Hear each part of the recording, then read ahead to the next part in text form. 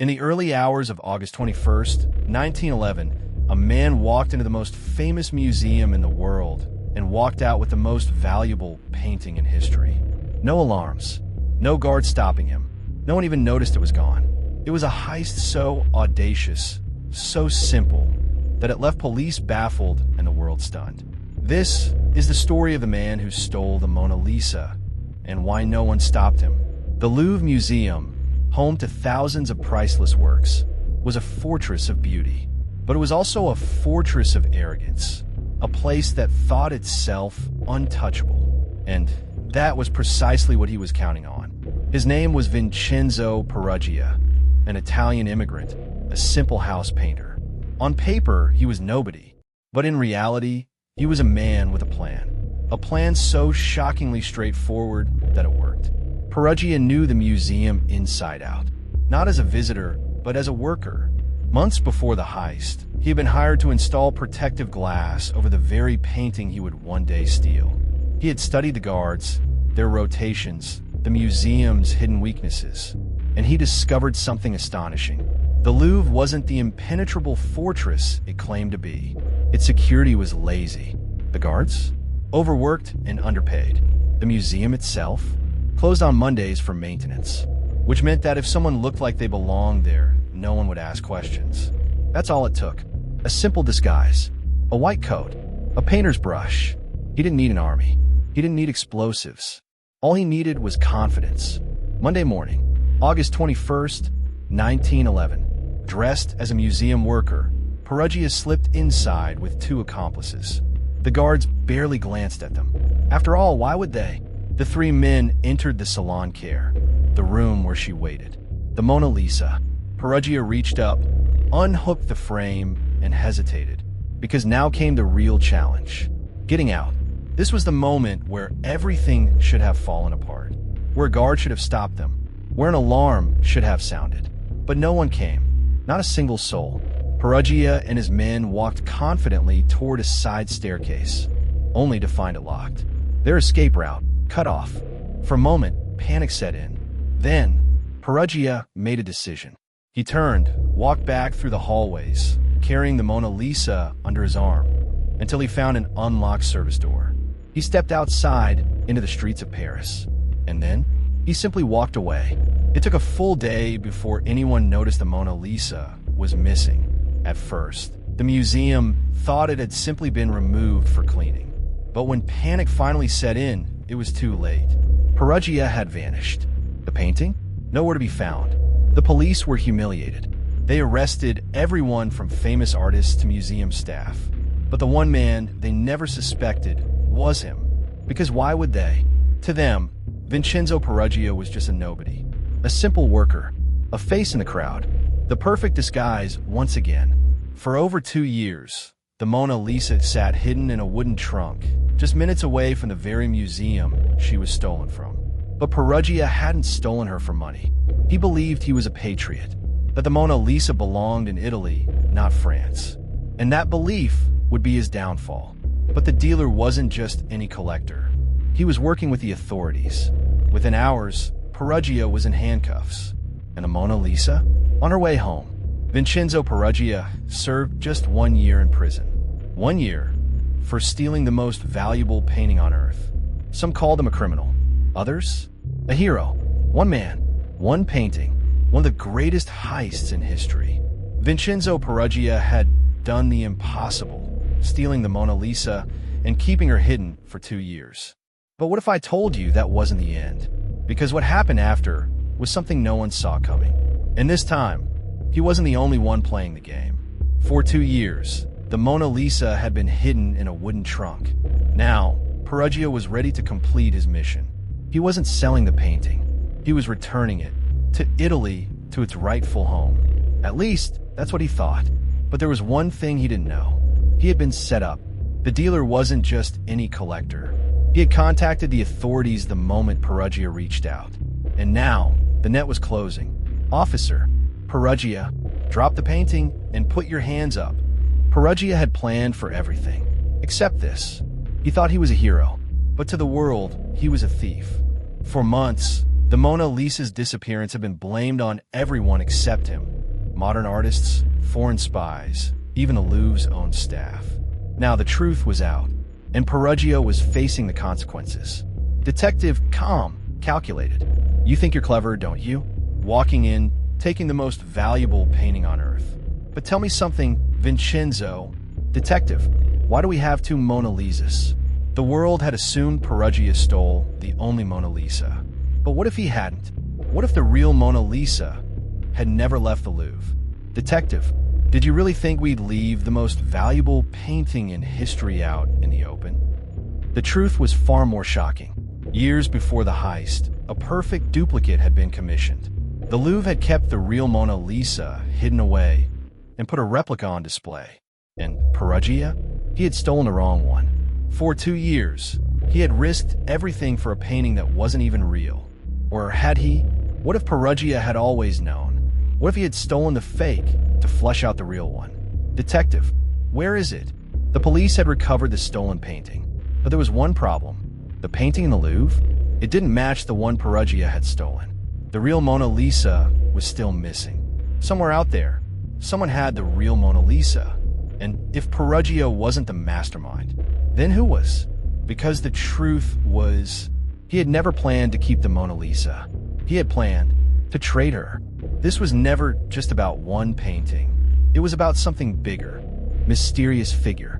I think it's time we discuss the real prize. Vincenzo Peruggia thought he had stolen the Mona Lisa, but the truth was far more dangerous. The real Mona Lisa had never been at the Louvre, and now someone, somewhere, held the most valuable painting in the world. The only question was, who? It wasn't a photograph of the Mona Lisa. It was a photograph of Peruggia. Art dealer. Where did you get this? Mysterious figure. Let's just say, I have a way of keeping track of valuable things. And right now, Peruggia isn't the most valuable thing you should be worried about. Detective, let's cut the games. We know the truth. The Mona Lisa you stole? A fake. But here's what I don't understand. Detective, how did you know? Peruggia. Maybe I didn't. Or maybe you were never supposed to. Peruggia had been caught. But had he really lost? He had seen the difference. He had known. But what no one realized was, he hadn't been working alone. Detective, who helped you? Because outside of those prison walls, the real game was just beginning. While the world focused on Peruggia, someone else had made their move. Butler, the buyer is here, madam. Because this wasn't about Peruggia anymore. This was about her. Officer, sir, we have a problem. Detective, what now? The Mona Lisa had just been sold to a private collector for a sum so large it was untraceable. Buyer, a masterpiece. And to think, the world still believes it's locked away in the Louvre. Woman, let them believe what they want, as long as the right people know the truth. The world had just lost the Mona Lisa, and no one even knew it. Detective, who was working with you? Peruggia, you're asking the wrong question. Detective, oh yeah? What should I be asking? Not who, but why. Peruggia, did you ever wonder why I let myself get caught? Woman, murmuring, checkmate. Vincenzo, he had planned everything. But this he hadn't seen coming. Man in hood, tell her it's done. Because this heist wasn't over. Not yet. A third Mona Lisa. Man, we have a problem. Celeste. Do we? Or does he? Celeste. Don't tell me Peruggia actually believed he was the mastermind.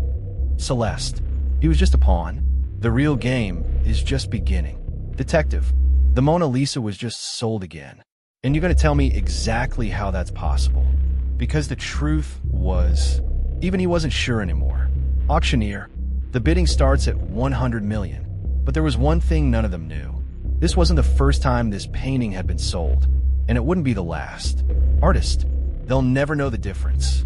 Because the truth was chilling. There wasn't just one forgery. There were 3. Peruggia, you think you've won, don't you? Detective, I think you don't even know what you're caught up in. Because now he understood. He had never been the mastermind. He had been played. Celeste, is it done? Voice, not quite. Celeste, who is this? Voice, someone who doesn't appreciate being double-crossed. Because the moment Celeste thought she had won, someone had been watching, waiting. And now, they were ready to make their move. Perugia, if I tell you what you want to know, you let me out. Detective, why would I do that? Perugia, because I'm the only one who knows where the real Mona Lisa is. Detective, liar. Perugia, try me. Voice, you made one mistake, Celeste. Celeste, and what's that? Voice, you forgot that in a game of deception, the best trick is making the world believe there's only one truth. And just like that, the Mona Lisa disappeared again. But this time, no one knew who had it, or why. Masked figure. Let's talk about the real Mona Lisa, shall we? Celeste, you think you're the first to try this? Torture, intimidation, please. Masked figure. Who said anything about torture? Celeste's smirk falters, because for the first time, she wasn't sure what she was looking at. Detective, you made a bold claim, Perugia, that you know where the real Mona Lisa is. Perugia, smirking. I didn't claim. I stated a fact. Detective, and yet, at this very moment, there are 3 Mona Lisas on the market. One was just smuggled onto a plane. Another is still in a private vault. And the third? Well, let's just say it's being watched very closely. Perugia, what are you getting at? Inside, 3 separate forensic reports, each one detailing an analysis of the paintings, each one concluding that the Mona Lisa was authentic. Perugia, whispering, impossible. Detective, so tell me, genius, if the real Mona Lisa was stolen, then why are there 3 real ones? Because in that moment, Perugia realized the con had gone deeper than even he understood. Masked figure, you're starting to understand, aren't you? Celeste, you want me to think I've lost control. Masked figure, you never had control. Not really. Masked figure. So let's play a game, Celeste. 3 Mona Lisas. 3 buyers. 3 stories. Masked figure. One was painted over the real Mona Lisa decades ago. A masterpiece hidden in plain sight. Masked figure. One is an identical twin, made by Leonardo himself, long before anyone thought to question its existence. Masked figure. And one is a lie so perfect that even the Louvre wouldn't know the difference. Masked figure. Tell me, Celeste, which one did you steal? She doesn't know. Operative. Package is moving. Estimated landing in. Operative. We have a problem. Detective. You tell me which one is real, or this whole thing collapses. Perugia. That's the thing, Detective. Perugia. I think we've all been chasing the wrong thing. Masked figure. You thought this was about a painting, but it was never about the Mona Lisa, was it? Masked figure. This is what you really stole. Da Vinci's lost manuscript. The one rumored to contain knowledge far beyond his time. The one worth more than the Mona Lisa 1,000 times over. Perugia. It wasn't about the painting. Detective. What are you saying? Perugia. The real prize was hidden behind it. Celeste. Who are you? And Celeste's face drains of color. Because the mastermind of the greatest art heist in history have been hiding in plain sight all along. Stage 1, complete. The real game begins now. Detective, we've all been played. Celeste, it was never about the Mona Lisa. Incoming message. You underestimated me. Did I? Celeste, you. It was always you. Mastermind. And you? You were always a step behind. Detective, we have 3 paintings, 3 locations, but only one real target. Perugia, the manuscript.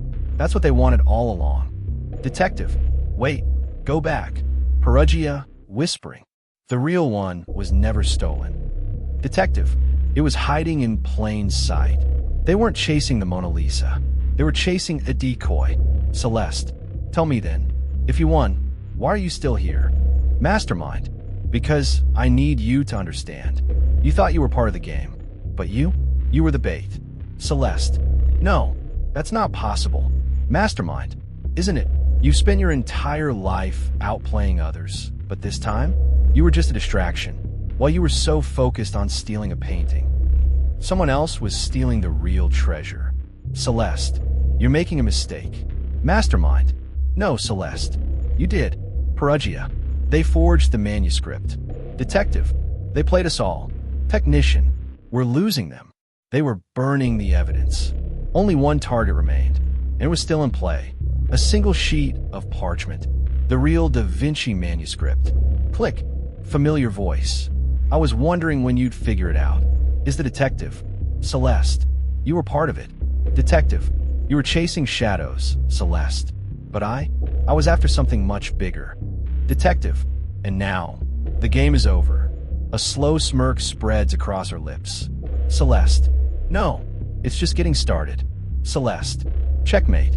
Detective, voice low, furious. What did you do? Celeste. I made sure no one wins. Or maybe, I made sure everyone does. Perugia.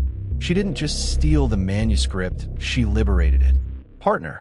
She played all of us. Perugia. That was her endgame. Detective. You really think this makes you the hero? That you're different from the rest of us? Celeste. No, Detective. I'm exactly like you. Like all of us. The difference is I understand how the game is played.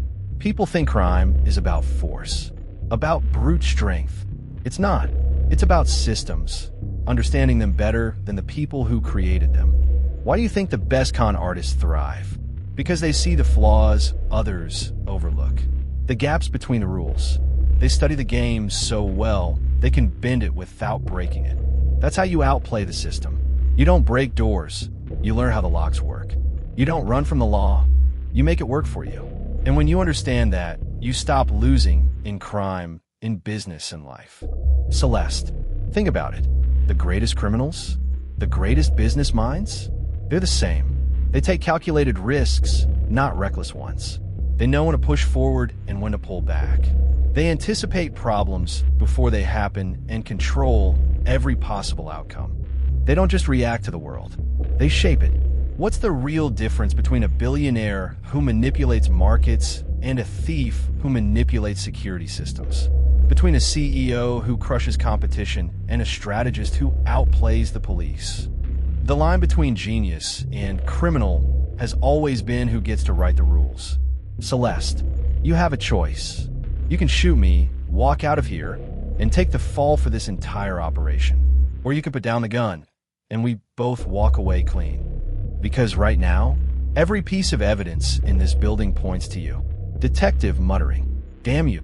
Celeste grinning, "No, Detective. Thank me." Celeste. Oh, and one last lesson. The best way to win a game, make sure you're the one who writes the rules. Celeste Rousseau didn't just steal a priceless artifact. She didn't just outplay the system. She rewrote the game entirely. Because the truth is, masterminds don't just break rules. They redefine them. They see what others don't. They anticipate. They manipulate. And in the end, they always win. If you've enjoyed unraveling the genius behind the perfect crime, subscribe to the Mastermind Files True Crime YouTube channel. We dive deep into strategy, human psychology, and the untold stories of the world's greatest criminal minds. Don't miss the next gripping episode. Subscribe now, hit the notification bell, and share your thoughts in the comments. The Mastermind Files True Crime, unraveling the genius behind history's greatest crimes.